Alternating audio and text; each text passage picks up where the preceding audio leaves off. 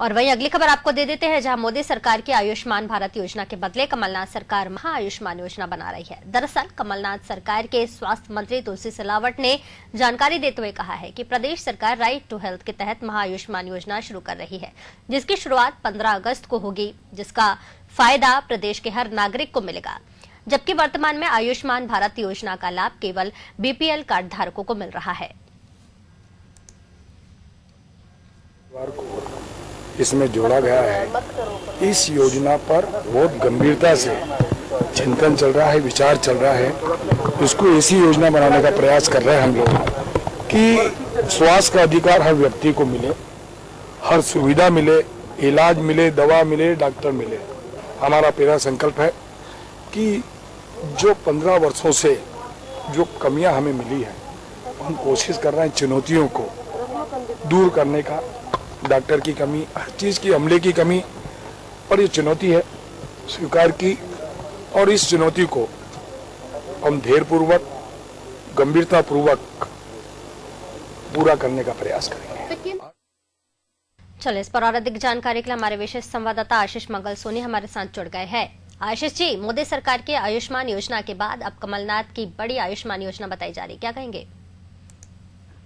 देखिए महिमा, केंद्र सरकार द्वारा संचालित आयुष्मान योजना के बाद अब मध्य प्रदेश की कमलनाथ सरकार इसका नाम बदलकर महा आयुष्मान योजना 15 अगस्त से लॉन्च करने जा रही है। इसके तहत कांग्रेस सरकार मध्य प्रदेश के हर वर्ग, हर परिवार का स्वास्थ्य बीमा अनिवार्य करने की बात कर रही है। दूसरी तरफ 48 लाख बीपीएल कार्ड धारकों के अलावा 1,88,00,000 परिवारों को मुफ्त इलाज देने की पैरवी कर रही है। केंद्र सरकार की इन की योजना के बाद मध्य प्रदेश सरकार की योजना कितनी कारगर साबित होती है और किस तरह से केंद्र संचालित योजना और राज्य संचालित योजना के बीच में आम व्यक्ति को फायदा मिल पाए।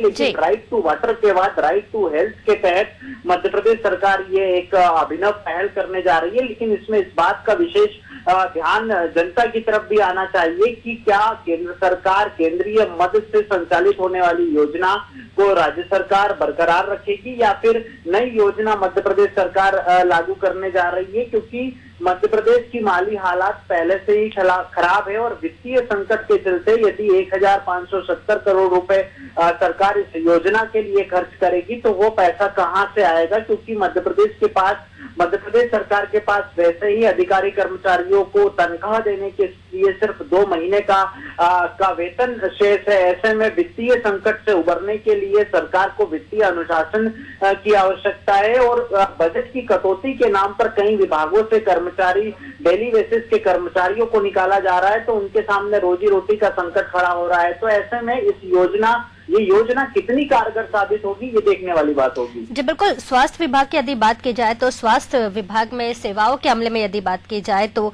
डॉक्टर्स और साधनों की यहाँ पर बड़ी कमी देखी जाती है। इस कमी को कैसे पूर्ति की जाएगी?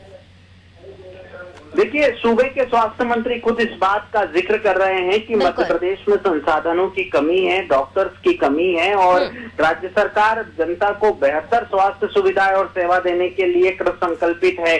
तो एक नया नियम राज्य सरकार की तरफ से अभी लागू किया गया है, जिसमें ग्रामीण क्षेत्रों में डॉक्टर्स को अपनी सेवाएं देना अनिवार्य होगा, उसी के बाद उनका रजिस्ट्रेशन मान्य होगा।